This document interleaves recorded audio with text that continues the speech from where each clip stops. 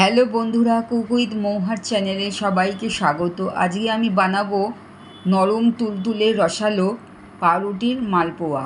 তাহলে চলো শুরু করা যাক। এখানে আমি 4 পিস স্লাইস পাউরুটি নিয়েছি। পাউরুটিগুলোকে আমি ছোট ছোট করে টুকরো করে নিলাম। এবার 1 কাপের মতন গরম দুধ পাউরুটির মধ্যে দিয়ে ভিজিয়ে রাখলাম 10 মিনিটের মতন।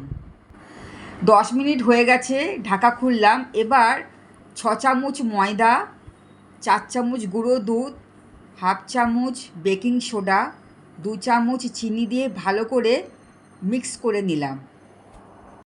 ব্যাটারটা এইরকম পর্যায় হয়েছে। এবার ফ্রাই প্যানেতে গরম তেলের মধ্যে একটা একটা করে মালপোর আকারে দিয়ে লাল করে ভেজে তুলে নিলাম। এবার একটা বাটির মধ্যে 1 কাপ চিনি আর 1 কাপ জল, 2টো ছোটো এলাচ ফাটিয়ে দিয়ে রস তৈরি করে নিলাম। রসটা যখন ফুটে উঠবে তখন গ্যাসটা বন্ধ করে দেব। এবার ভাজা মালপোয়াগুলো একটা একটা করে গরম রসের মধ্যে দিয়ে 10 মিনিট ভিজিয়ে রাখবো। অপূর্ব স্বাদের এই মালপোয়াগুলো খেতে দারুণ লাগে। তোমরা বাড়িতে ট্রাই করতে পারো। আমার এই রেসিপিটা যদি তোমাদের ভালো লাগে তাহলে লাইক, শেয়ার, সাবস্ক্রাইব করতে ভুলো না। পরবর্তী রেসিপিতে আবার দেখা হবে। টাটা।